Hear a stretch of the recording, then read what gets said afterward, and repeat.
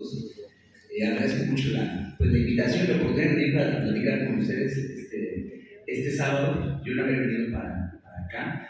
Y bueno, me da mucho gusto. Hoy es el día del abogado, ¿no? Yo la verdad es que no le pongo mucha atención a eso, pero desde el miércoles me lo están recordando y bueno, ya me quedó claro que eso es hoy, ¿no?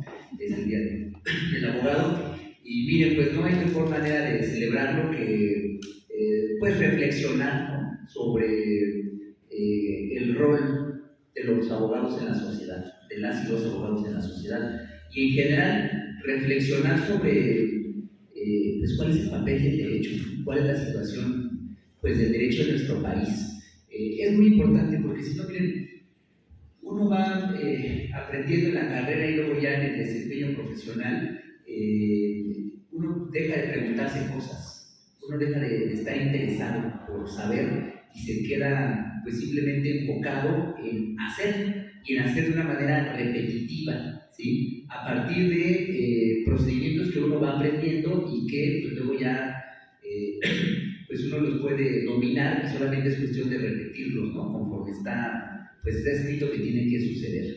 Y esa manera de entender la labor de los abogados me parece muy pobre, ¿sí? Y precisamente eso es lo que hay que reflexionar sobre por qué pasa eso y si vale la pena y tiene sentido hacer algo más o pensarlo de una manera diferente, ¿no? Entonces, bueno, eso es parte de lo que, pues del trabajo que yo he venido haciendo desde hace muchos años, reflexionar de manera crítica sobre el derecho y sobre el rol de las y los abogados en la sociedad, ¿no? Particularmente en nuestro caso en el país, pues en un contexto de muchas transformaciones, de muchos cambios y de muchos debates públicos que son importantes. Entonces, sí me parece necesario que tengamos alguna noción, ¿no? Sobre pues, qué es lo que estamos haciendo y qué estamos llamados a hacer en medio de un contexto con tanta complejidad. Yo propuse en un principio que se llamara la conferencia, la plática que tendremos, la crisis de la cultura jurídica neoliberal, ¿no? Y sobre eso es sobre lo que voy a hablar. Bueno, miren, pues para hablar de eso hay que entender varias cosas, ¿no? Antes. Por ejemplo, habría que entender qué es eso de cultura jurídica, qué es eso de la cultura jurídica neoliberal, por qué es que está en crisis, ¿no? Si realmente está en crisis, y si está en crisis, ¿por qué estamos aquí todos tan tranquilos, ¿no? Festejando el Día del Abogado, si estamos en una crisis. Y luego, bueno, ¿cómo se manifiesta este problema y qué hay que hacer para superarlo, ¿no? Esas son las preguntas que yo quisiera atender el día de hoy. Y lo primero, pues tendría que empezar con el asunto de la cultura jurídica. No estoy hablando de lo que llaman la cultura de la legalidad, ¿sí? Esa idea de cultura de legalidad tiene que ver más bien con un adoctrinamiento de quienes estudian derecho y de quienes no estudian derecho en relación a la posición que deben tomar en torno a lo que llaman el Estado de Derecho. Y la idea es que la gente entienda que tiene que obedecer la norma, ¿sí? Y que tiene que subordinar su voluntad, ¿sí? O tiene que coordinar su libertad individual con la determinación normativa, que es a lo que llaman el Estado de Derecho, ¿no? Y le llaman a todo eso la cultura de la legalidad. Cómo fomentar que la gente sienta un apego hacia la norma y que la obedezca de manera espontánea. Bueno, yo no voy a hablar de eso. Eso de la cultura de la legalidad, yo creo que hay muchas cosas que podríamos criticar. Habría que preguntarnos por qué tenemos que obedecer la norma si a lo mejor dentro de los problemas sociales que tenemos, uno de los factores de esos problemas, determinantes de esos problemas, son las normas mismas, o a poco las normas no tienen problemas. Y si simplemente vamos a aprender a obedecerlas de manera espontánea porque son la norma, pues yo creo que hay un problema en la formación de las y los abogados. Precisamente por eso el pensamiento de las y los abogados es conservador, de origen, porque no están criticando la norma que les enseñan a obedecer. A la ciudadanía en general, pero a los abogados es peor, porque no solamente aprenden dócilmente a obedecer la norma, que no cuestionan, sino que además terminan convertidos, ¿saben en qué? En policías del Estado de Derecho. No porque se conviertan en uniformados, ¿no? Policías realmente, sino porque introyectan una mentalidad de policía, donde ustedes andan verificando que todo el mundo cumpla con la norma. de manera muy retórica, porque muchas veces más bien lo que aprenden es cómo torcer la norma, ¿no? Y el abogado aprende tiene muchas herramientas para poder interpretar la norma de tal manera que le den la vuelta. Bueno, entonces, cultura de la legalidad, sí o no, y en qué sentido son policías, ¿no?, del Estado de Derecho. Cuando conviene sí, cuando no conviene no. Y tengo herramientas para cumplir la norma, para que terceros cumplan la norma, pero yo mismo juego a que la cumplo y no la cumplo. Todo es una hipocresía muy grande, muy grande, y es una doble moral. Eso precisamente forma parte de la crisis de la cultura jurídica liberal, porque lo bifurca. Y bueno, ya ni les digo, porque lo de la cultura de la legalidad deja a un lado, por ejemplo, la preocupación por la justicia. Cuando alguien quiere estudiar Derecho y empieza la carrera, muchas veces, legítimamente, pero además honestamente, están pensando en hacer justicia, ¿no? Porque el Derecho es un camino hacia la justicia. Mucha gente lo piensa así al principio, y qué bueno. Durante el camino, en la carrera, lo van perdiendo, porque todo se va volviendo algo mucho más técnico. Pero luego de eso, ojalá se quedara solo en lo técnico, luego de eso se convierte en una subordinación al mercado de trabajo, en donde la justicia y la parte técnica incluso quedan a un lado, porque lo importante ya más bien es tener un trabajo y el mejor trabajo, y como dicen ahora, facturar, ¿no? Bueno, así es como se vulgariza la profesión, precisamente. La cultura de la legalidad deja fuera la idea misma de justicia, y ya nadie se acuerda de la justicia ni se quiere acordar de la justicia, y cuando son profesionistas, pues más bien tratan de ver cómo se acomodan y cómo llevan ahí una vida profesional más o menos tranquila y cobrando cada quincena, y se olvida la justicia, ¿eh?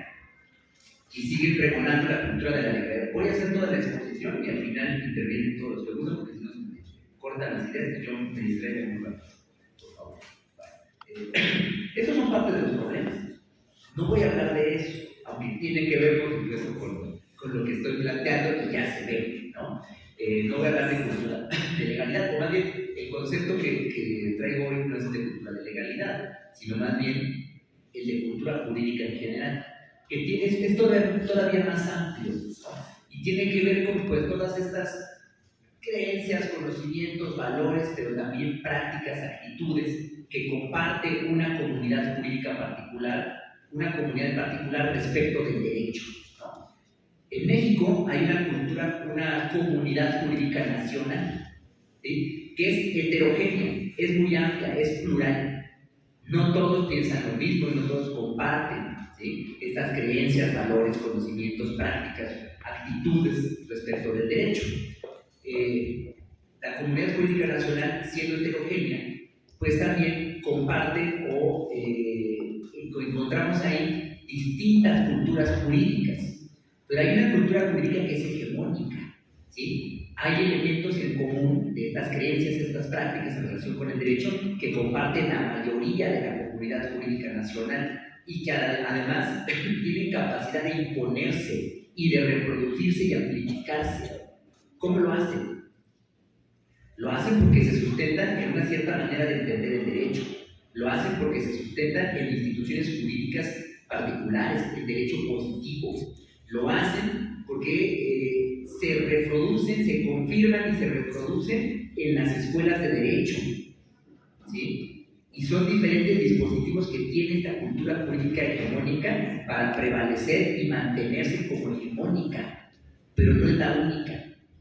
Hay otras maneras de entender el derecho y de practicarlo que se mantienen marginales, ¿sí? Y eso hay que entenderlo, porque uno cree que cuando estudia derecho y lo que le van enseñando, eso es el derecho y esa es la manera de ser abogado, ¿no? Como si fuese la única forma, y no es cierto. Es solamente una entre muchas maneras. Se los voy a decir así.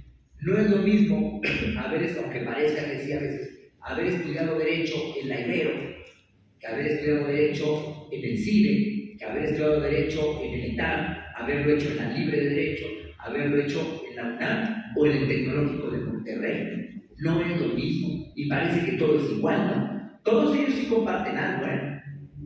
Comparten este núcleo duro de lo que yo llamo la cultura jurídica neoliberal. Y aún así hay muchas diferencias. En el CIDE se enseña derecho, más bien pensándolo como sociología del derecho, muy orientado al servicio público, pero pues con presupuestos, digamos, teóricos, pues traídos de la sociología jurídica norteamericana, de la Escuela de Chicago, por ejemplo. Si ustedes estudiaran en la libre de Derecho, sería muy distinto. En la libre de Derecho, además de que quienes van son abogados fresas, ¿no?, por decirlo así, que están directamente con ellos, no sufren por una fuente de trabajo, porque están directamente conectados con los grandes despachos del país, no los despachos que conocemos, los grandes despachos del país, ¿no? Y tienen una formación muy orientada a la práctica y muy orientada al derecho empresarial.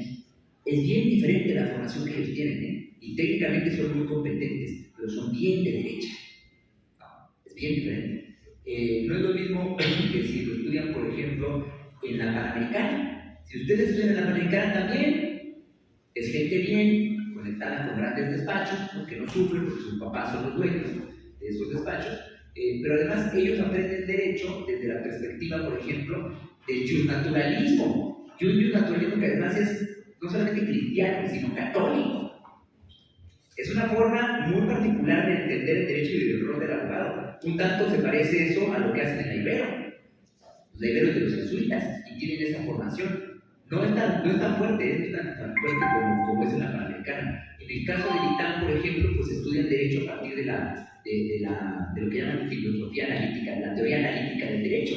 Es diferente, son positivistas analíticos, ¿sí? Y también muy cercanos a los sectores económicos y a las grandes empresas, ¿no? Pero con una visión distinta del derecho. En fin, digo todo esto para que se den cuenta que no es lo mismo. La cultura jurídica mexicana pues es también diversa, y aún así al interior de la comunidad jurídica nacional, ¿sí?, tienen elementos en común. Eso que los hace común y que el día de hoy prevalece todavía es lo que yo llamo la cultura jurídica neoliberal. De eso es de lo que voy a estar hablando, ¿sí? Pero aún así, dentro de la cultura jurídica neoliberal, que es hegemónica dentro de la comunidad jurídica nacional, hay muchas diferencias, ¿sí? Eso es lo que quiero que vean. No son los mismos grupos de convivencia, ni son las mismas expectativas laborales las que ellos tienen. No leen los mismos libros, ni tienen las mismas oportunidades. Es bien diferente y se tiene que entender. Y cada uno de ustedes, aquí en este espacio en concreto, tiene que entender cuál es la posición que tienen dentro de esa realidad. Porque si no creen que ustedes son los mismos abogados que salen del ITAM, o que salen de la Ibero, o que salen de la Panamericana, y es bien diferente. Y lo tienen que entender, porque ese es su contexto, esa es su realidad. Y si ustedes quieren tener claridad y tomar una posición firme respecto de su futuro y de lo que ustedes quieren ser como abogados, tienen que saber quiénes son ustedes y cuál es su contexto concreto. Y no estar soñando que son iguales que todos los demás abogados del país, porque eso es mentira. ¿Sí? Bueno, ese es el primero. Luego, ¿a qué llamo o por qué es neoliberal esta pues cultura jurídica, ¿no? Y bueno, me refiero a una manera, un cierto modo de entender el derecho, ¿sí? Toda una cosmovisión, digamos, ¿no? Sobre el derecho, una manera de comprender el derecho, ¿sí? Que es a modo, que es ad hoc al neoliberalismo. Entonces, lo que tenemos que preguntarnos es, bueno, ¿qué es eso del neoliberalismo? ¿No? Bueno, miren, hay muchas formas de entender eso, y yo lo he leído y escuchado cualquier cantidad de cosas, ¿no? Yo creo que debemos entenderlo en el contexto también mexicano, en nuestro país. Eso implicó, ¿no?, de la década de los 80 para acá, por un montón de vicisitudes de las que no me voy a detener ahora, implicó la implementación de políticas económicas con ciertos rasgos, ¿no?, ciertos lineamientos de política económica, si quieren, ¿no? Entre otras cosas, pues la reducción del gasto social. Y eso implicaba también, pues, que el Estado se deshiciera de ciertas capacidades, ¿no?, de intervención económica que tenía, ciertos recursos incluso que tenía, ¿no?, directamente en la economía como empresas públicas, y que sucediera una reconfiguración del Estado mexicano. Me parece a mí, no porque se hiciera más pequeño, como dicen, ¿no?, sino más bien para que se retirara como inversionista directo o actor económico directo, y más bien quedara como regulador de la economía, ¿sí? Y en todo caso se fortaleciera en otras actividades, como son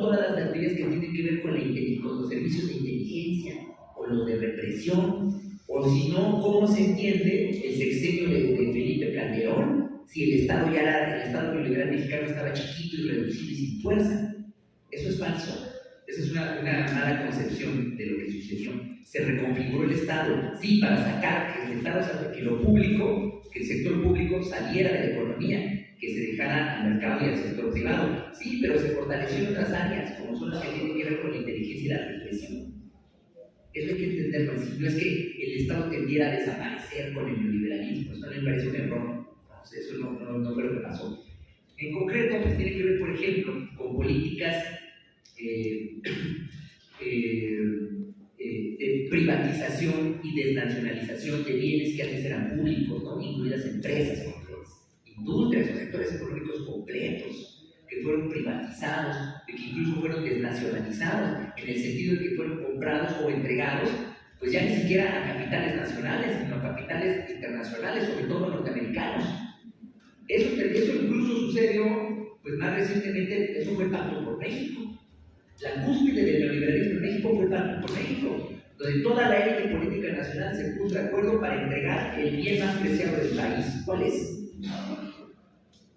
El petróleo, la energía.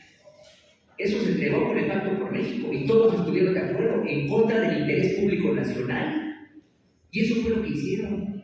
Ahí es donde se ve que quien realmente manda en el país no es el pueblo, quien realmente manda en el país es la élite política que está vinculada con intereses económicos múltiples de una burguesía nacional traidora, dispuesta a entregar las riquezas nacionales a la burguesía internacional, en este caso a la norteamericana. ¿No? La privatización y la desnacionalización de recursos, de bienes, de capacidad, de infraestructuras nacionales, pero además también la desregulación, ¿no? La desregulación, por ejemplo, de la fuerza de trabajo. En México, el primer país que colocó en una constitución los derechos de los trabajadores. Bueno, pues ahí lo que se llevó adelante fue una desregulación de la compraventa de la fuerza de trabajo, que es una mercancía. Por más que la ley del trabajo diga que no lo es, eso es mentira. La mercancía más importante del capitalismo, pues es precisamente la fuerza de trabajo. De hecho, es la emergencia de esta mercancía, la emergencia histórica de esta mercancía, lo que constituye el capitalismo. ¿Sí? Precisamente es la mercancía que hace la diferencia, porque es la única que produce más valor del que cuesta su propia reproducción, ¿no? Y es la que permite que se genere la plusvalía. ¿Sí? Y eso pues, es la base constitutiva, ¿no? de la modernidad, de esta modernidad capitalista. Y eso hay que entenderlo así. Pero además, la desregulación, por ejemplo, pues de toda la cuestión ambiental. En la década de los 90, cuando se está negociando el Telecán, México pone sobre la mesa como oferta, ¿no? Para que Estados Unidos acceda, Estados Unidos no quería, para que Estados Unidos acceda, pone sobre la mesa lo que serían dos ventajas competitivas. ¿Cuáles son? Fuerza de trabajo barata, súper explotable, ¿sí? Y además un control del movimiento obrero mexicano y una administración de las huelgas que se llevó prácticamente a cero huelgas. Eso ofreció México, que vinieran a explotar la fuerza de trabajo mexicana, por un lado. Y por el otro, ofreció la desregulación ambiental. Vengan por los recursos del país, saquéenlos, explótenlos, llévenselos, contamínenlos, y además de manera impune. Esas son las dos ventajas comparativas que ofreció México en el contexto del Telecán. Y en mucho se mantienen también de alguna manera en el Telecán. ¿No? A eso es a lo que me refiero, con políticas económicas de desregulación, porque eso fue lo que sucedió. Al paso del tiempo, por supuesto, en muchas de las áreas donde se constituyeron esto que llaman organismos constitucionales autónomos, pues sucedió pues esta captura del órgano regulador por parte de las entidades reguladas. Eso fue lo que pasó. La Comisión Reguladora de Energía, de Hidrocarburos, la Comisión de Cuentas, pues eso fue lo que pasó. Fueron tomadas precisamente por representantes de las entidades que tenían que regular, ¿no? Eso también forma parte de otra de las notas características del neoliberalismo mexicano, que es la corrupción. De eso se habla mucho, yo no me voy a detener tanto en eso, ¿no?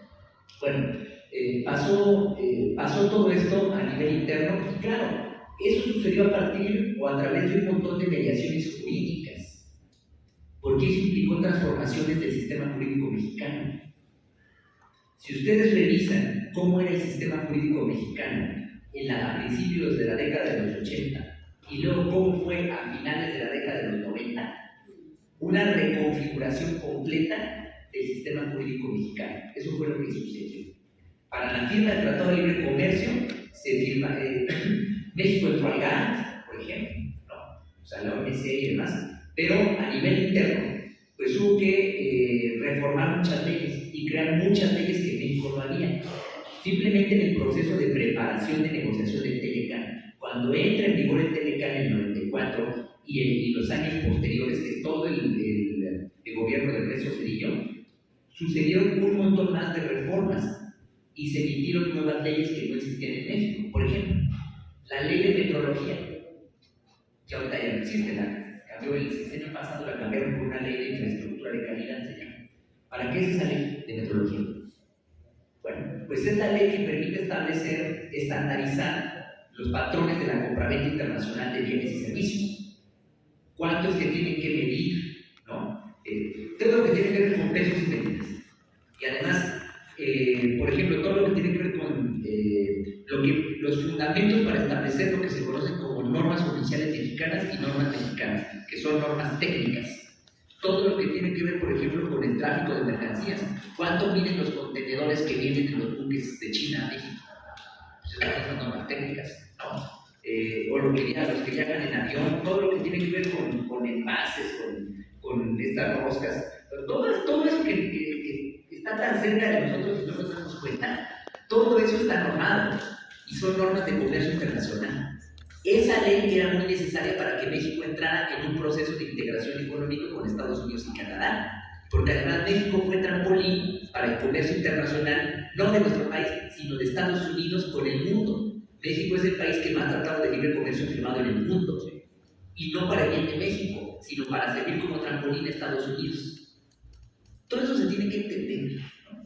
Además, otro de los elementos importantes del neoliberalismo en México pues tiene que ver con el proceso, esta profundización de la dependencia estructural que tiene México en relación con Estados Unidos, ¿no? Que se ve como un proceso de integración hemisférico, el proceso de integración de América del Norte. Pero México se integra de una manera subordinada, y eso está pactado en el Telecán, y eso continúa en el TEMEC, ¿sí? Tenemos que entenderlo, porque esa es la manera en la que se concretizan las políticas neoliberales. Para Estados Unidos, ¿qué significa eso del neoliberalismo? ¿Ustedes creen que Estados Unidos abrió sus fronteras al comercio como México lo hizo, como otro de los elementos de las políticas económicas neoliberales? Estados Unidos no hizo eso, pero Estados Unidos sí exigió a México que abriera sus fronteras al libre comercio. Y lo hizo también con otros países. ¿Para qué? Para que todos esos mercados locales se convirtieran en mercados de acceso libre para Estados Unidos, para las mercancías de Estados Unidos. Y luego, ¿qué hizo Estados Unidos hacia adentro? Puso un montón de restricciones, incluso en contra de los propios tratados que iba firmando, para que las mercancías y servicios de otros países no entraran tan fácilmente. Entonces, para Estados Unidos siempre ha sido una economía que protegida, ¿sí? Siempre ha sido una política de protección de su economía local, pero que ha exigido la apertura de las economías del resto del mundo hasta donde le dan fuerza. En el caso de México es evidente, por la vecindad, por la vocación geográfica que tiene nuestro país. ¿Sí se dan cuenta? Entonces no es lo mismo. Eso de libre comercio también es una fantasía. Estados Unidos nunca ha estado abierto a libre comercio. Y cuando México ha peleado en paneles internacionales, en arbitrajes internacionales comerciales, México pierde. Gana algunos, pero México la mayor parte de las veces pierde con Estados Unidos. Y Estados Unidos lleva las cosas a ese límite, porque ellos mismos no están dispuestos a entregar su mercado interno. Y eso se ve en las disputas de los transportistas mexicanos al cruzar la frontera. ¿Y saben qué más tiene que ver con esto? La migración mexicana a Estados Unidos. La gente que se va a Estados Unidos, mexicanos, mexicanas que se van a Estados Unidos, pues no se van por gusto. Claro, están buscando oportunidades de una mejor vida y están tratando también de beneficiar a quienes se quedan aquí. Y por eso la remesa, ¿no? Que se convirtió además pues, en una de las fuentes más importantes de ingresos de nuestro país. Pero toda la gente que ha migrado a Estados Unidos, que son millones, ¿no? En Estados Unidos sirven para regular el valor de la fuerza de trabajo total. ¿Por qué? Porque es fuerza de trabajo migrante y además de una situación administrativa irregular, o sea, son ilegales, que hacen trabajos que son trabajos que otros no quieren hacer. Con esa fuerza de trabajo migrante ilegal, sin papeles, es que se regula el valor, el precio de la fuerza de trabajo de todos los demás estratos sociales. Los asiáticos, los afrodescendientes, ¿no? Y luego ya los caucásicos norteamericanos. Así es como se regula la fuerza de trabajo. Y eso pues, le permitió tener cierta estabilidad y manejo de administración al gobierno norteamericano, hasta que llega Donald Trump y dice, ¿saben qué? Yo no los quiero aquí. Y los está regresando y los va a regresar. ¿Por qué? Porque toda esa fuerza de trabajo son millones. Lo que están haciendo es ocupando espacios de trabajo que los propios norteamericanos nativos no tienen y que quieren, y que todos ellos son los que votaron por Trump. Eso hay que entenderlo. Donald Trump tampoco quiere el TEMEC. A mí me sorprende mucho que quienes peleen por el TEMEC sea el propio gobierno de México. Cuando antes la batalla era pues, por cómo fortalecer nuestra propia economía interna y la soberanía, liberándonos del Tratado de Libre Comercio. Por eso se satanizó a Salinas de Gortari, hasta donde yo me acuerdo. Y ahora resulta que en un gobierno de izquierda estamos defendiendo el TEMEC, cuando ni siquiera Estados Unidos lo quiere. Bueno, esas son las contradicciones del neoliberalismo en México, ¿no? Y eso es lo que hay que entender. No me voy a extender ya mucho más, hay muchísimo que decir, no me voy a extender de eso, ¿no? Solamente pues, les quería dar esta noción. Todo esto implicado en mediaciones jurídicas, transformaciones del sistema jurídico mexicano, y eso ha impactado en qué? En los planes y programas de estudio de las escuelas de Derecho, porque se transforman según se va transformando el derecho positivo. Y según se va transformando el derecho positivo, es que se va transformando la necesidad de abogados. ¿Qué perfiles para qué materias de abogados se necesitan? Todo eso está correlacionado. Por eso todo eso forma parte de una misma cultura jurídica, que es a lo que yo en conjunto llamo la cultura jurídica neoliberal. Ahorita voy a ir enfocado un poco más a eso, ¿no? ¿Por qué es que eso digo que está en crisis?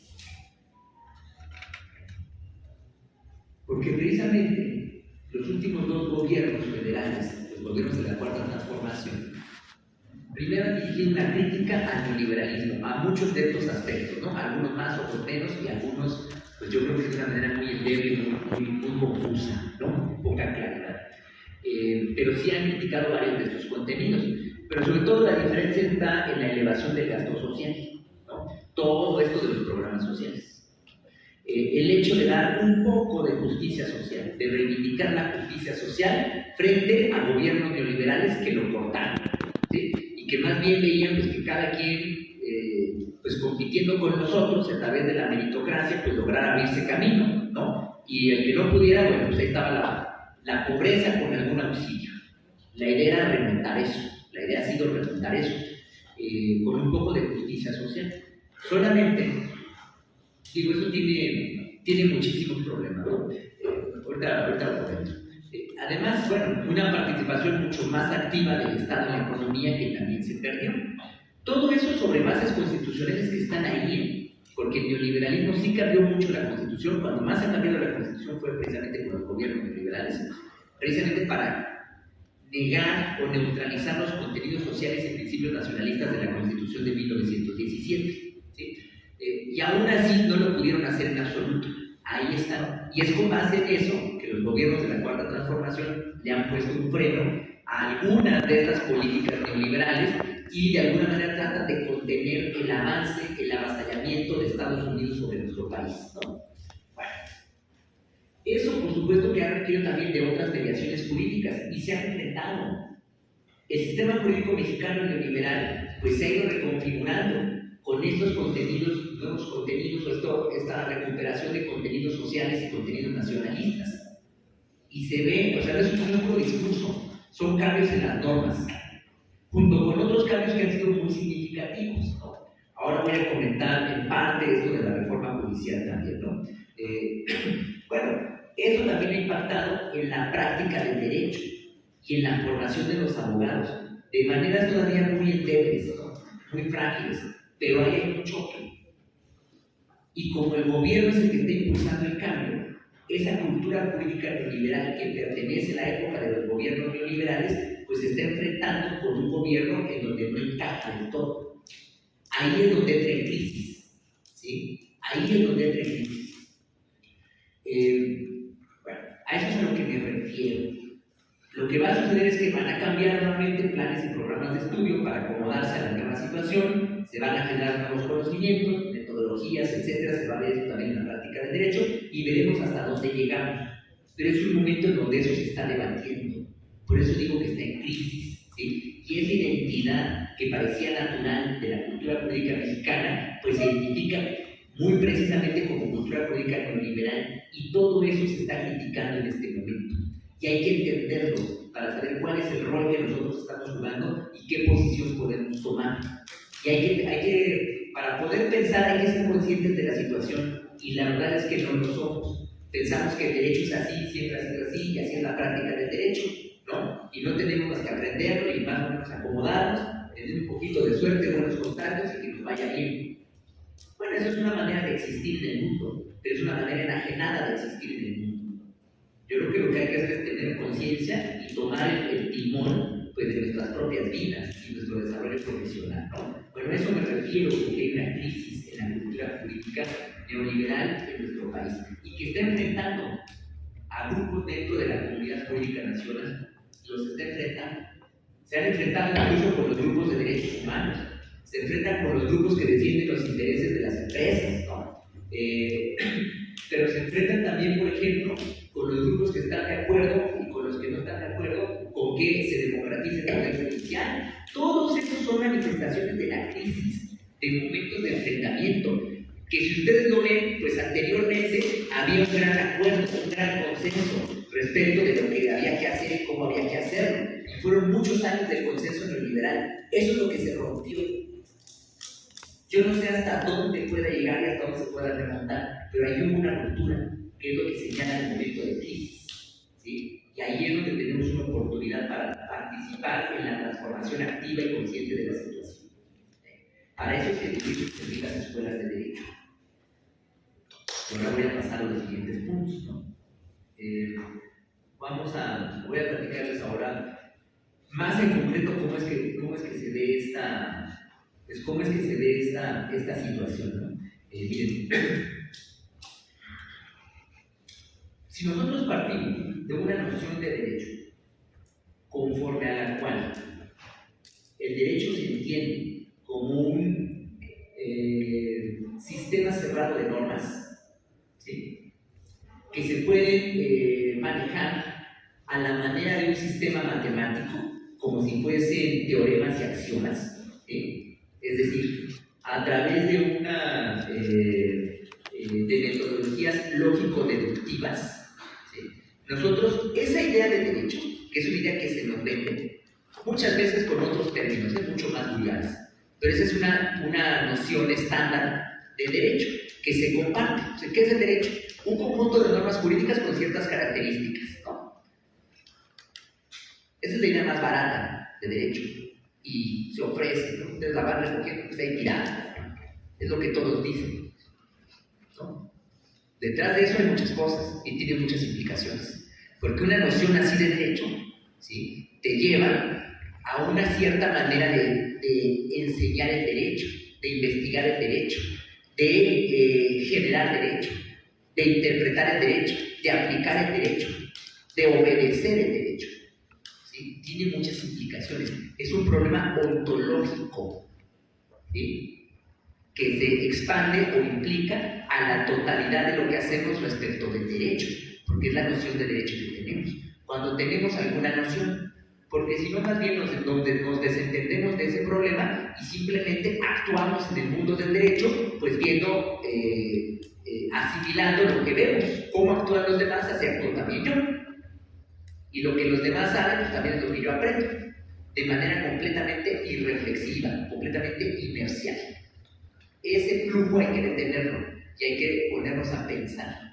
Hay que detener el flujo, esa continuidad y pensar críticamente qué es el derecho y cómo es que estamos implicados en ello. Bueno, ¿a qué nos lleva? Por ejemplo, voy a poner un caso. Bueno, nada más es un ejemplo. ¿Cómo se enseña? Bueno, son temas cercanos a las áreas que yo trabajo. Yo me dediqué mucho tiempo a litigar en materia ambiental, en derecho indígena, ¿no? Derecho agrario, cosas así. Bueno, bien. ¿Cómo se forma un abogado que le gusta el derecho ambiental? Pongamos ese caso. ¿Hacia dónde lo orientan en la escuela? Lo orientan para que piense el mejor escenario es el que se convierta en un abogado de una empresa transnacional y que sea técnicamente competente para hacerle trámites, procedimientos, como si eso fuese muy complicado. Ahí están las normas, ahí están las leyes, están los manuales, eso no tiene chiste, eso no es ningún reto, ni intelectual ni tendría por qué ser práctico. Los abogados piensan que los temas ambientales, que lo mejor es tener un empleo en una empresa transnacional, ser abogado corporativo y estar sacando manifestaciones de impacto ambiental, las autorizaciones de las manifestaciones de impacto ambiental, ¿no? Incluso ahora también en algunos casos las manifestaciones de impacto social, y dedicarse a eso, ¿no? Y los permisos y no sé qué. Y ese es el sueño, entonces ahí es donde se realizan. Se ven casi como si fuesen el personaje de la serie de Suits, ¿no? Así se siente, ¿no? Y tiene que ser muy temerarios, ¿no? Ya iba yo a usar otras palabras más técnicas. Bueno, o sea, es una estupidez, ¿no? Todo es una estupidez. Miren, eso a veces pasa, sí, pero eso está reservado para los que estudiaron en la Ibero, está reservado para los que estudiaron en el ITAM, en la Panamericana, en la Libre. En un segundo escenario que no es tan bueno, pero bueno, ya lo que hay, es que terminen siendo burócratas en la Semarnat, en la Profepa o en alguna de esas cosas, ¿no? O en alguna local, ¿no? De las instancias gubernamentales que ven los temas ambientales, o asesor legislativo en los temas ambientales, en fin, ¿no? Ese es el siguiente nicho, ¿no? Laboral. Bueno, si no podemos entrar a una gran empresa, pues trabajemos en el gobierno. ¿Y qué hacen ahí? Lo mismo, ¿no? Una buena competencia técnica para sacar trámites. Y se dedican a hacer trámites. ¿Qué quiero decir con esto? Hay una tercera opción. Bueno, también están los que terminan siendo académicos, ¿no? En los temas de derecho ambiental. Esa es gente que nunca pudo afrontar las complejidades de la realidad y que tuvo tanto miedo que más bien se refugió en sus libritos, en su cubículo y empezó a escribir cosas sin tener ninguna experiencia práctica de nada. Esa también es opción. Pero hay gente que tiene más valor y más necesidad, tiene que salir. Y bueno, tienen estas altas expectativas. Lo que no piensan, y para lo que nunca los forman, en estos temas ambiental, y esto todavía peor en derecho indígena, ahorita lo voy a mencionar, pero en derecho ambiental es muy claro, que ahí está, no, sí, el medio ambiente y todo de acuerdo, no es cierto. Para lo que nunca los forman, y no vienen en el perfil de egreso, ustedes vean los planes de estudio, no vienen en el perfil de egreso, no los forman para ser abogados que defiendan el ambiente, ¿sí? En territorios, con comunidades de afectados ambientales, con colectivos de afectados ambientales. Para eso no los forman. Eso no, ahí no dicen, vayan para allá, vamos a formar abogados ambientalistas con conciencia social, con compromiso social. Eso no. Quienes terminan haciendo eso es gente que muchas veces ni quiso estudiar derecho, pero bueno, ¿no? O es gente que, pues que se opone al sistema, ¿no? Son hippies que no están de acuerdo con lo otro y se van para allá. Y terminan en eso, ¿no? Gente como de contracultura, ¿no? De izquierda, son los que terminan haciendo eso. Pero muchas veces pues no son técnicamente los más competentes, porque de entrada ellos ni siquiera tienen aprecio por el derecho. Prefieren lanzar consignas, pintar barras y organizar marchas, ¿no? Pero técnicamente como abogados no son buenos abogados. Esa es la realidad, te lo digo porque yo me dedico a eso. pues sí, a criticar, pero trato de capacitar gente en eso, ¿no? Yo fui durante muchos años abogado de la Asamblea Nacional de Afectados Ambientales, la Red de Defensa del Maíz, en juicios muy complicados. Me tocó a mí enfrentar a la empresa Monsanto siendo abogado de comunidades mayas en Papalá, Quintana Roo, y fue la primera vez que en México se le ganaron 2 juicios a Monsanto, que es la empresa de los transgénicos. Yo fui abogado de los mayas en los temas de la soya genéticamente modificada. Y muchos otros temas de gasoductos y carreteras, ríos contaminados. Yo fui abogado de los compañeros de un salto de vida, en el Salto Jalisco, es el río más contaminado de México, el segundo río más contaminado del mundo, ¿no? Y varios otros así. O sea, les estoy hablando desde ese conocimiento, ¿no? Y de que conozco pues, el ambiente, sé quién es quién, ¿no? Y cuánto cuesta cada lugar, y todo eso. ¿Por qué está diseñado así? ¿Por qué pasa esto? Porque sobre todo la formación está orientada a ¿qué? Está orientada a la justicia. Es la justicia la que orienta la formación y el trabajo y el desempeño profesional de las y los abogados. ¿Es la justicia? No es la justicia. Es realmente resolver los problemas de nuestro país. Si así fuera, ¿por qué no lo hemos logrado? Si hay ejércitos de abogados, cada año hay más y más y más. Y hay un montón de abogados en todo el país. Si todos estamos enfocados en resolver problemas nacionales, ¿por qué tenemos tantos problemas que no se resuelven? ¿Hacia qué está orientada la formación? Está orientada al mercado. ¿Dónde están las ofertas de trabajo? ¿Y dónde hay salarios? ¿Dónde están los mejores salarios? Por eso tiene esta formación.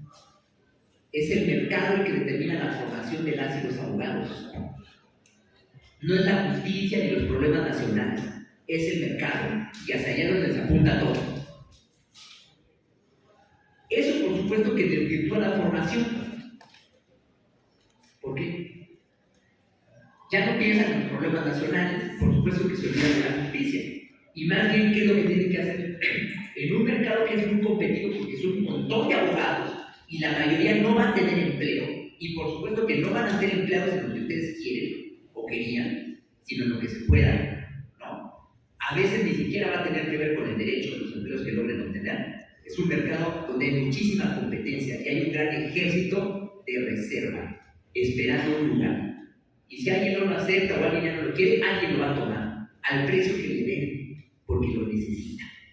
Ahí es un mercado muy competitivo, saturado, ¿sí? En donde lo importante no es tu compromiso con la justicia social, lo importante no es que el conocimiento enciclopédico que tú tengas.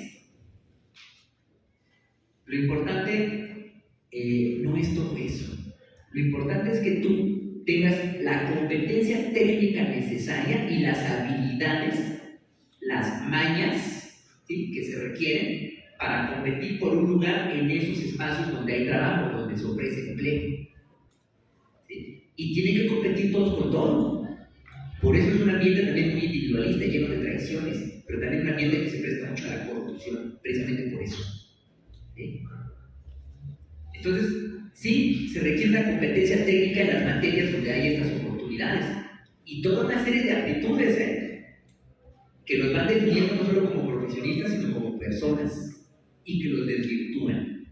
Todos terminan convertidos en algo que no era lo que ustedes eran en un principio y terminan peleando por cosas que no tienen nada que ver con los sueños que ustedes tuvieron un día cuando se decidieron estudiar Derecho. Terminan todos traicionándose a sí mismos, obligados por el sistema. Eso es lo que sucede. Eso es lo que sucede, ¿no? Claro, en esas circunstancias, pues nadie les va a preguntar, bueno, ¿y tú qué entiendes por derecho? Esa pregunta no tiene ningún sentido en ese ambiente. Ahí las preguntas son otras, ¿no? O sea, ¿cómo se hace este procedimiento? ¿No? ¿Cómo se resuelve esto? Son preguntas mucho más pragmáticas. A nadie le importa qué piense cada uno sobre lo que es el derecho o no es el derecho. Entonces ya a nadie le interesa la pregunta. A nadie le interesa cuáles son los sentimientos de justicia que uno tiene. Esa pregunta no tiene ningún sentido para los negocios en los que van a trabajar. ¿Sí se ve? Eso va deshumanizando al abogado y lo va orillando a una tecnificación en las áreas donde va trabajando, en donde ya no tiene sentido preguntarse qué es el derecho y qué sentido y cuál es la vinculación con la justicia. Es más, son abogados que ya no tienen compromiso social. Los enseñaron a pelearse entre ustedes y competir entre ustedes por un espacio. y luego los tecnificaron, los deshumanizaron. Están pensando ustedes mismos en sus propias carreras y cómo sobrevivir. ¿Dónde va a quedar ahí? ¿Dónde va a caber ahí el compromiso social? Cuando se convierten en jueces, en operadores judiciales, ¿qué pasa? Bajo esta idea. Pues resulta que el juez tiene que ser el máximo técnico del derecho.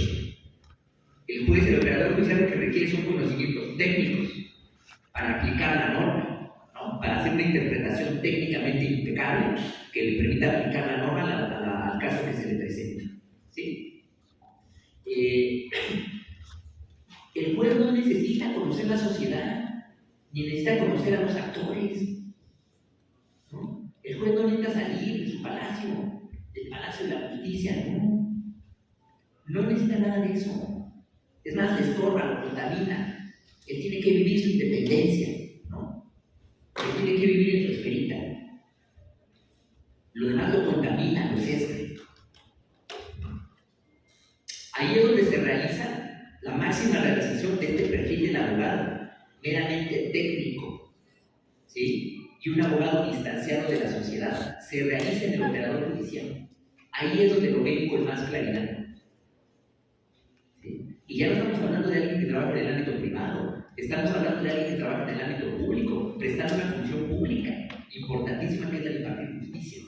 Y es una persona que está desconectada de lo social, porque el derecho es un conjunto de normas cerrado.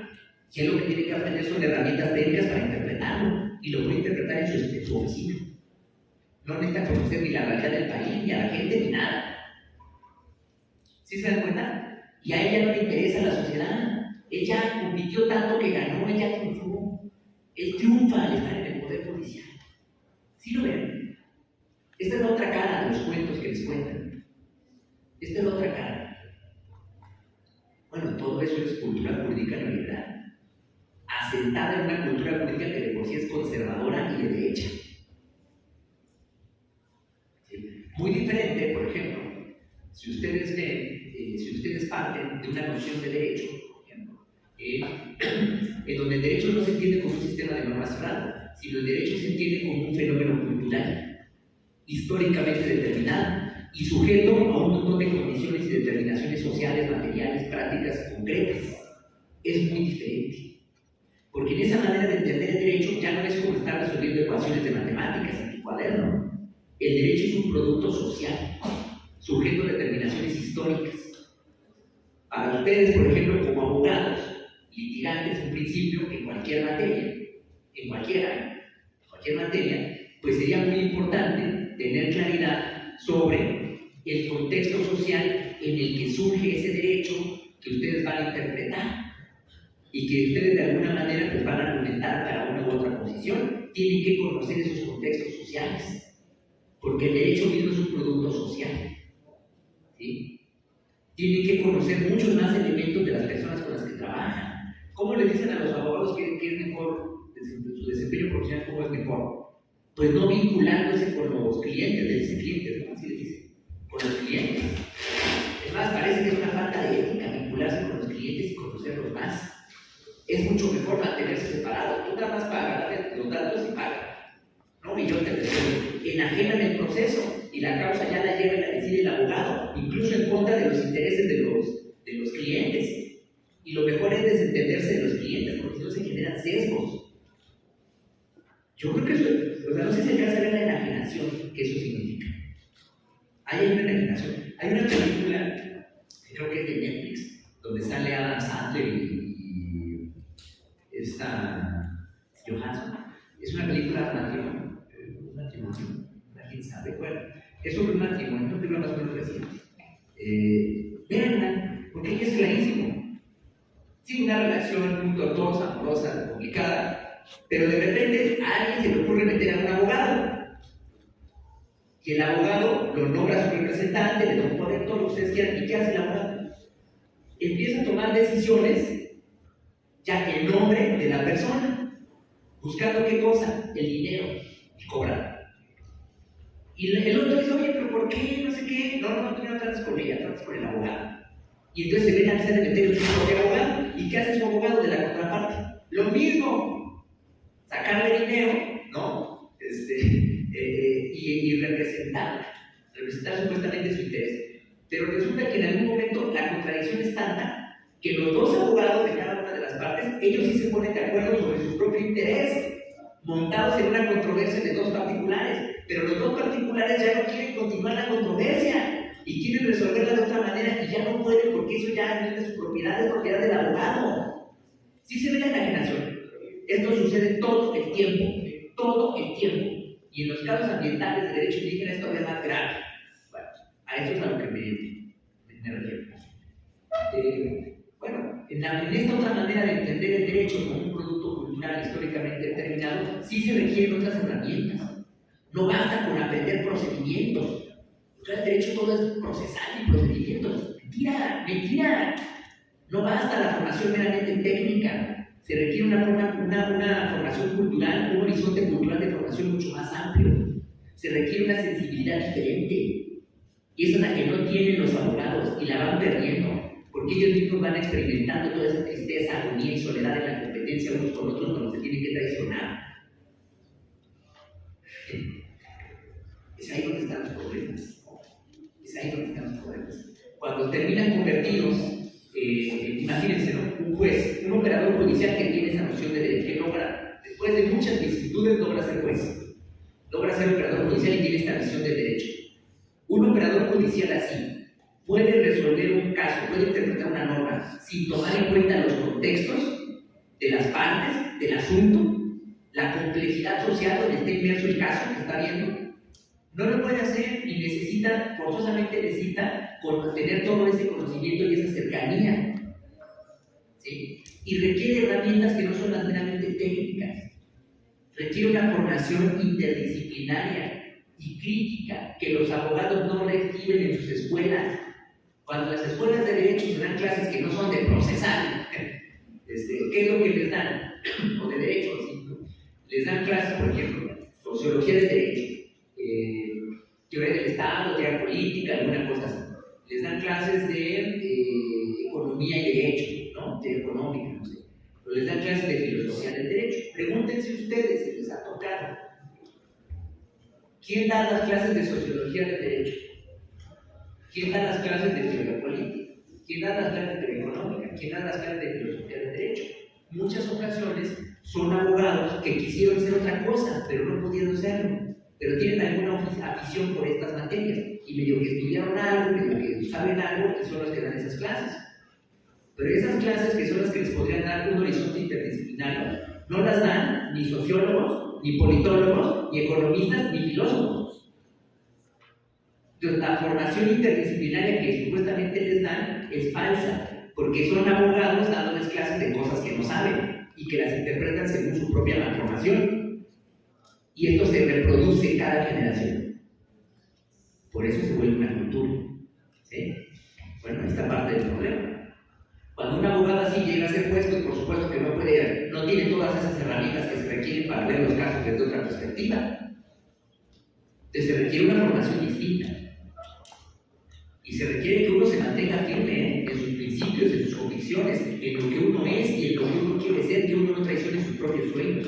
Todo eso se requiere. Las clases, no sé si aquí hay, pero la UNAM, por ejemplo, hay una clase, ¿cómo se llama esa clase? Ética profesional del jurista. Ética profesional del jurista. Les enseñan puras tonterías. Esto es lo que tendrían que estar planteándose. Esto es de lo que tendrían que estar hablando. ¿Cómo se sostienen siendo lo que son y lo que quieren ser? ¿Cómo no se traicionan en medio de un mundo que está hostil?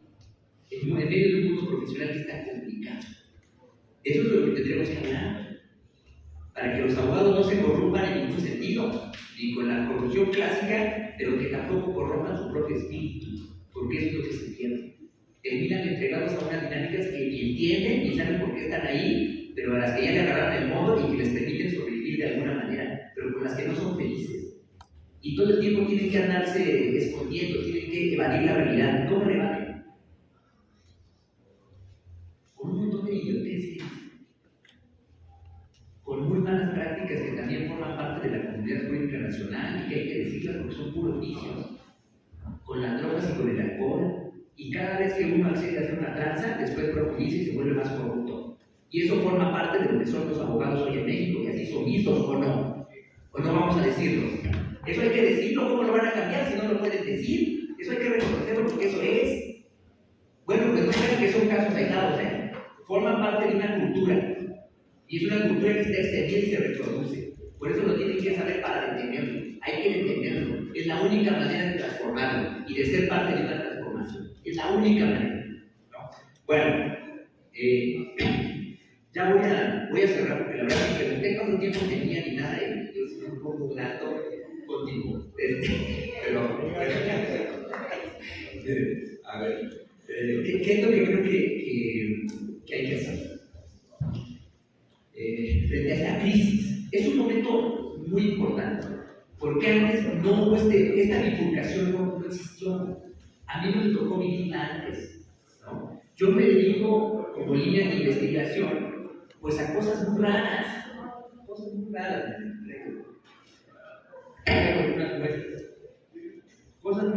y lo hago desde hace 25 años. A mí me tocó participar en la huelga de 1999 en la UNAM. Estaba yo estudiando en el CCH Oriente, y desde entonces pues no dejo de participar en movimientos sociales. Y la verdad yo no quería estudiar Derecho, finalmente terminé ahí porque no me quedé en Economía, pero bueno, fue bastante fructífero, ¿no? Yo me dedico en el ámbito académico a una línea de investigación que se llama crítica política, que no es otra cosa que crítica marxista del derecho, imagínense, ¿no? Mi formación, tuve la oportunidad de estudiar en Alemania. Yo fui a Alemania a estudiar el Capital de Marx en Alemania. Eso es lo que a mí me interesaba hacer, ¿no? Imagínense, ¿no? ¿Qué es ser abogado con esa formación, con esas pretensiones y con esos intereses? Pues es vivir en la marginación. Y así era, tanto como estudiante, pues era una marginación completa, porque todos estaban y tú, en lugar de saludar, buenas tardes, y preguntarte otra cosa, te preguntan, ¿y dónde trabajas? Ahí se ve la obsesión por el tema. Por supuesto, mantener una línea de investigación en estos temas pues es muy complicado porque te vuelves marginal, porque tampoco es lo que prevalece, ¿no? En las escuelas de derecho, ¿qué es lo que prevalece? Pues una supuesta discusión teórica entre los naturalistas y los positivistas, también un falso dilema que tiene trampada la reflexión jurídica. Por eso ellos mismos no pueden salir de ahí, están entrampados y les parece algo que lo disfrutan. Y yo los escucho hablar de eso, un montón de autores, y puras tonterías que no los llevan a nada, que además no son auténticos, no son originales, no generan teorías propias, traen teorías de fuera y sobre eso es que hablan y medio que escriben puros libros chafas, libritos de manual, que no dicen nada, que reproducen el conocimiento sin ninguna autenticidad. Esa es parte de nuestra realidad, es parte también de la cultura política liberal. Un pensamiento que se siente muy firme, muy seguro de sí mismo, se presenta como manual, porque la realidad ya está dada, ya está conocida, solamente hay que reproducirla, por eso se presenta como manual. Yo estoy en contra de que se escriban libritos de manual. Lo que hay que hacer es que los estudiantes adquieran herramientas de pensamiento crítico y que tengan una visión interdisciplinaria de cada una de las materias.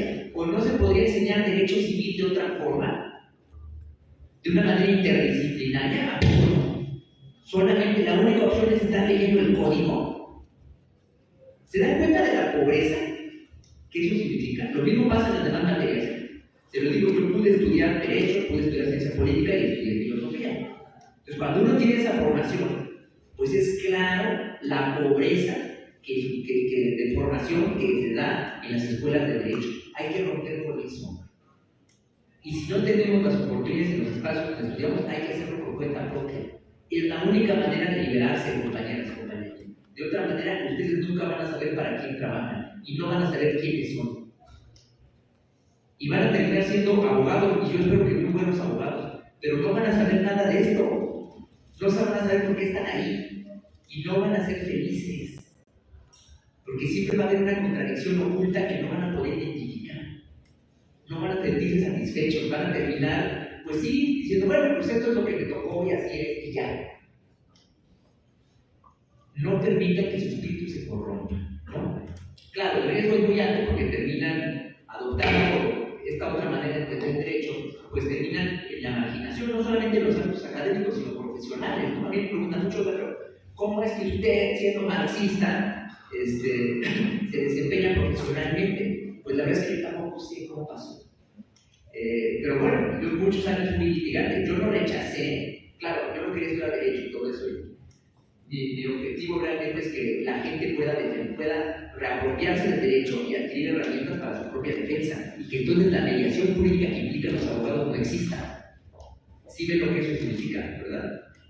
Significa que desaparezcan los abogados. Bueno, ese es mi horizonte.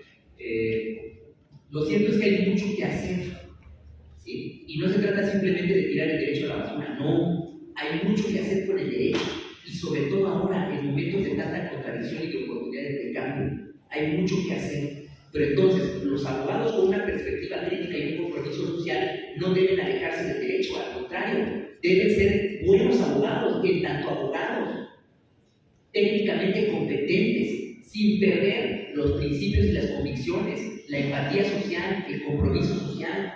Eso no hay que perderlo, y por supuesto que se puede compaginar.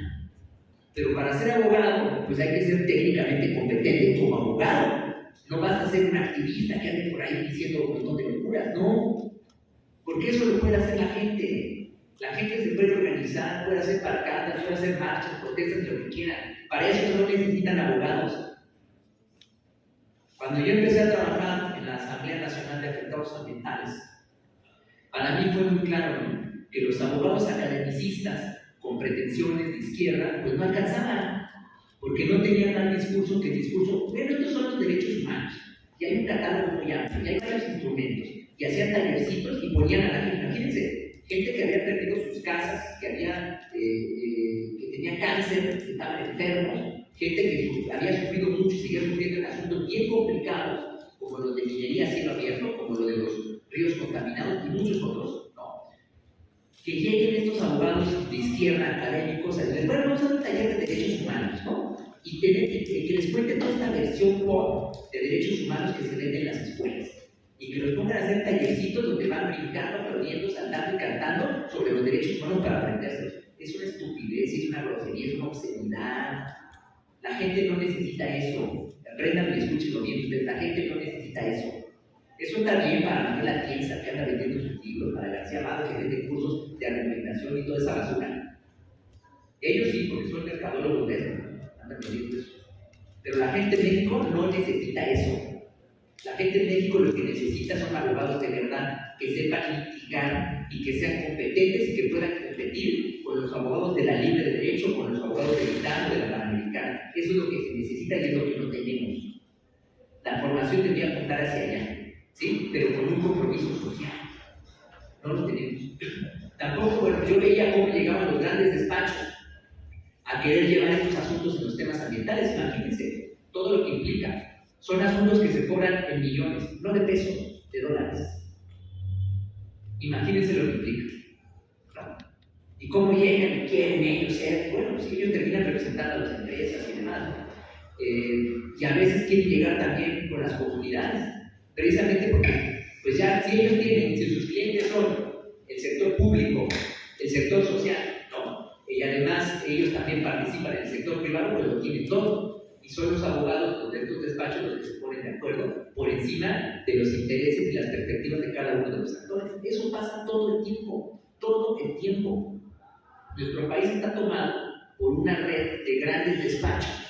Los grandes despachos, no los despachitos que andan sacando borrachos del Torito o divorcios, no, los grandes despachos del país, ¿sí?, vinculados con las escuelas más caras de derecho del país. Esos despachos tienen como socios, pues son ya subordinados a los grandes despachos de Estados Unidos. Todo eso existe. Esos grandes despachos nacionales son los que tienen los asuntos en materia de energía, por ejemplo, o los grandes temas ambientales o de regulación, ¿no? Todos ellos contratan otros despachos, que a su vez contratan otros despachos, hasta que llegan ¿a dónde? A los pequeños despachos, que son los que andan manufacturando, o a los abogados independientes, que son a los que contratan para que les lleven los asuntos y son los que se llevan la friega de la talacha. Esa es la realidad de lo que pasa en nuestro país. Bueno, imagínense, pues todo esto, verlo en estos temas ambientales, de derecho indígena, de derecho agrario, todo eso sucede, ¿no? Entonces yo creo que esa tampoco es la alternativa.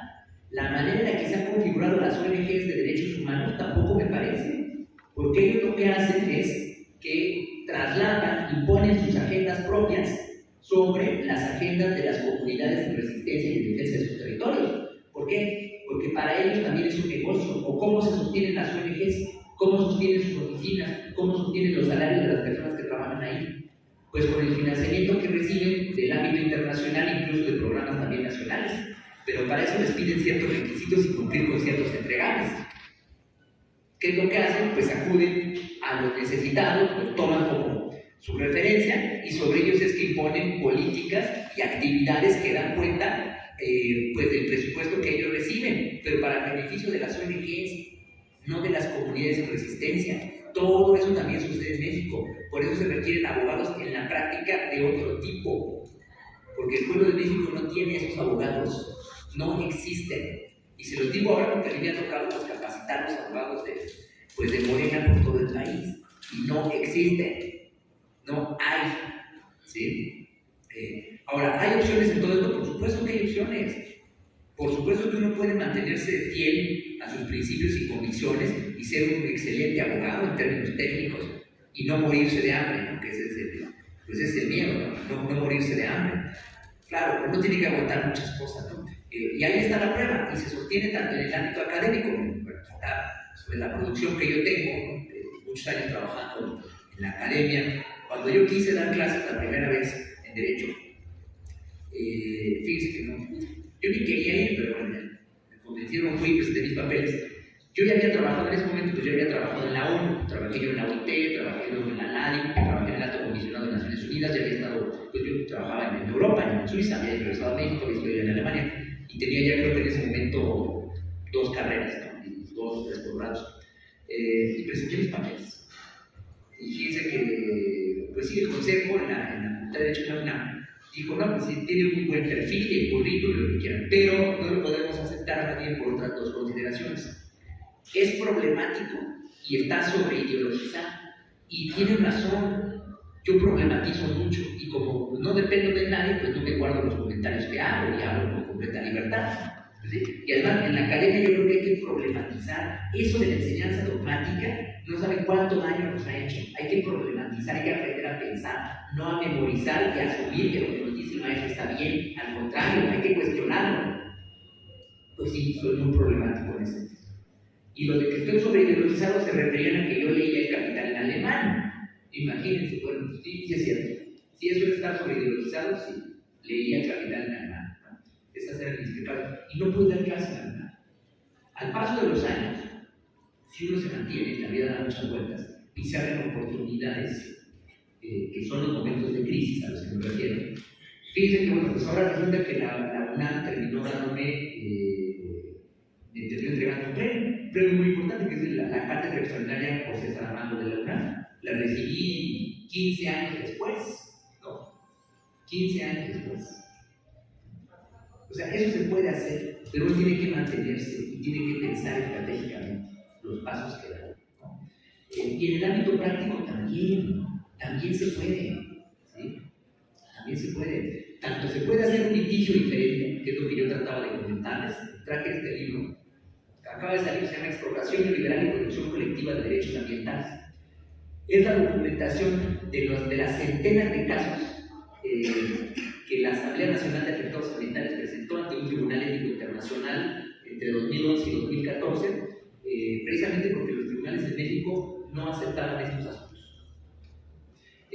Presentamos todos estos casos, a mí me tocó participar en la documentación de todos estos y luego me convertí en abogado de varios de ellos también en la Asamblea de Afectados Ambientales. Entonces, se puede ser litigante de otra manera y no morir en el intento. Sí se puede, ¿no? Y aquí está la prueba documentada de que eso es posible. ¿Sí? Uno no tiene por qué terminar siendo un corrupto, panzón, borracho, drogadicto, trans. Ese perfil de abogado no se tiene por qué asumir. No se tiene por qué asumir y no lo asuman. Porque esa es la tendencia y así terminan. Así es como terminan. No tiene por qué pasar. No tiene por qué pasar. Se puede tener dignidad, se puede mantener uno firme en sus convicciones, en sus principios y llevar adelante una labor profesional diferente, con un reconocimiento social, con una paz interior y con una, digamos, una coherencia, que eso es bien importante, ser coherente con uno mismo, ¿no? Y además, se puede también, es un momento también de muchas oportunidades, ¿no? En este momento de crisis, de transformaciones que suceden, pues es un momento de oportunidades para abogados que piensen diferente. Fíjense que el sexenio pasado me decía la consejera jurídica de Presidencia, yo era titular del jurídico del CONACYT, y me decía la consejera: Raimundo, ¿qué hacemos? Yo soy responsable de nombrar a los abogados, a los titulares de los jurídicos de todas las dependencias y entidades de la Administración Pública Federal. Tenemos vínculos con la Suprema Corte de Justicia, el Congreso, y aún así no podemos transformar el país. Se nos atoran las leyes, no hacen las cosas. ¿Qué hacemos? Y le dije: mire, maestra, lo que pasa es que todos los compañeros, compañeras que son profesionales, que yo creo que todos están ahí tratando de hacer su mejor esfuerzo, es una situación que rebasa su conocimiento y su voluntad, porque ellos mismos no se dan cuenta de que ellos están atrapados en una cultura jurídica que no entienden, que nunca se han puesto a pensar y que solamente reproducen.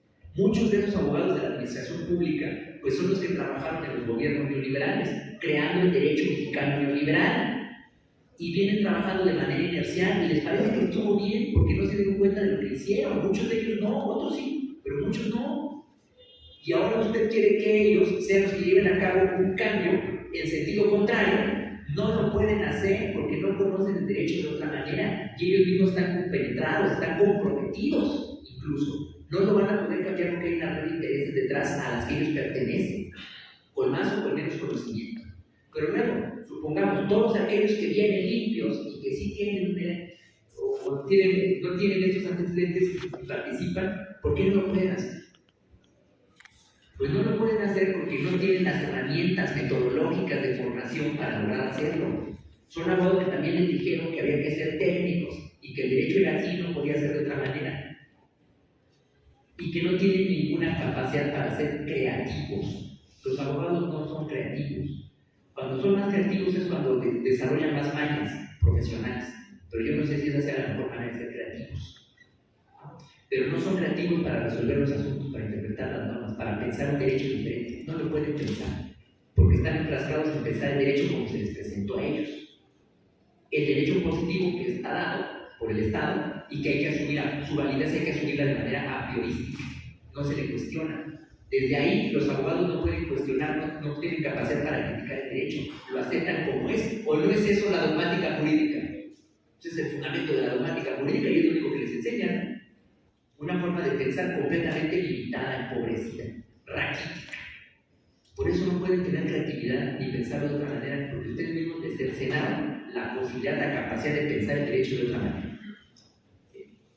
Bueno, decía, tienen todos estos elementos de formación que no les permiten a ellos pensar un horizonte distinto para un derecho diferente. Ellos solamente han vivido el derecho neoliberal y piensan que así es y está bien. Incluso les cuesta mucho deshacerse de esos sesgos porque están llenos de sesgos ideológicos y cognitivos.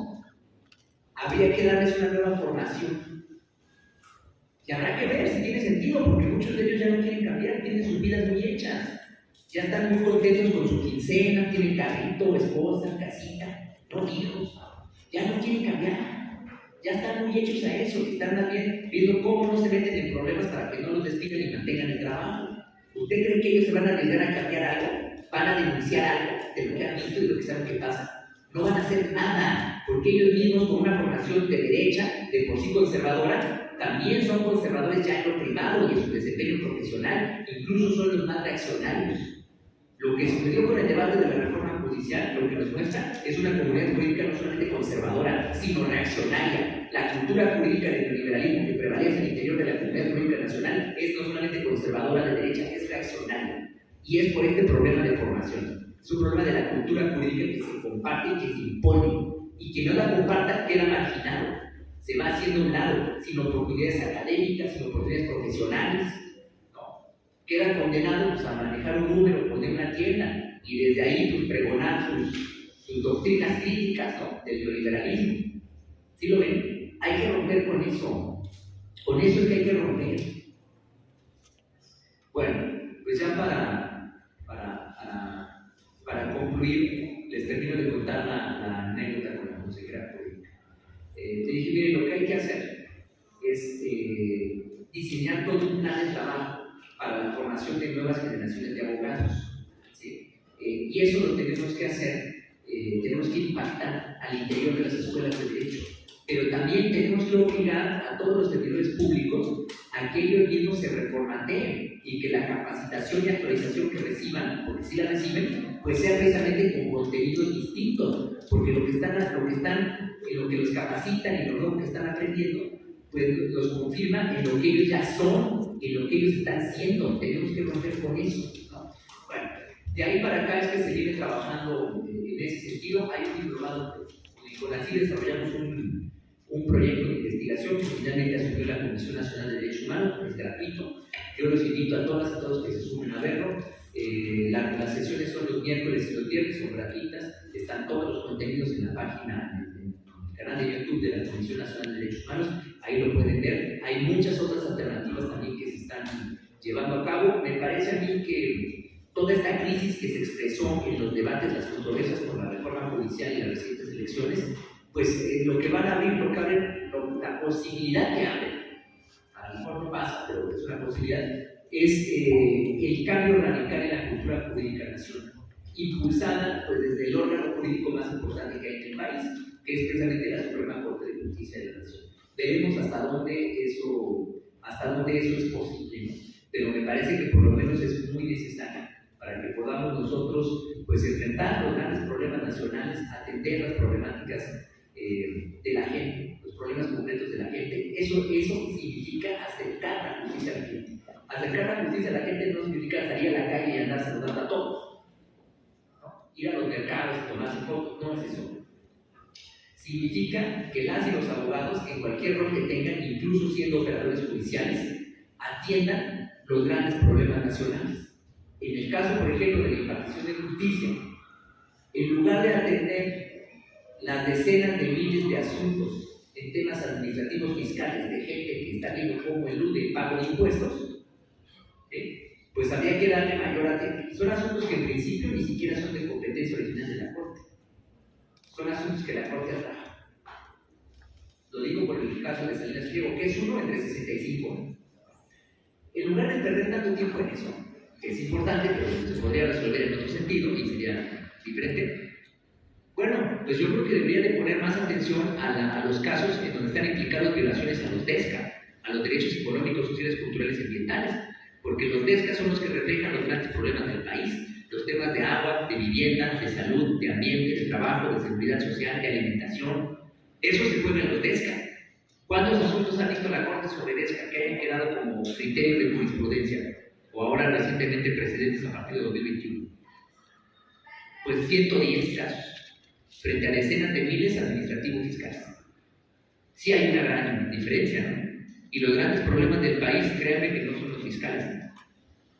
El gran problema del país tiene que ver con el agua, tiene que ver con la degradación del ambiente, tiene que ver con la vivienda, o cómo se entiende la marcha del otro día en la Ciudad de México, con la gentrificación. ¿Sí se da cuenta? O sea, hay mucho que se puede hacer, pero para hacerla no es suficiente los cambios que suceden en el derecho y en las instituciones. Se requieren abogados que sostengan esos cambios y que los lleven hacia adelante. Esos abogados no los tenemos, los que hay no alcanzan. Algunos tienen buena voluntad y participan, pero no tienen claridad de lo que hay que hacer porque no tuvieron la formación. Eso es algo que hay que corregir en las nuevas generaciones de abogadas y abogados. Bueno, pues muchas gracias. Buenos días.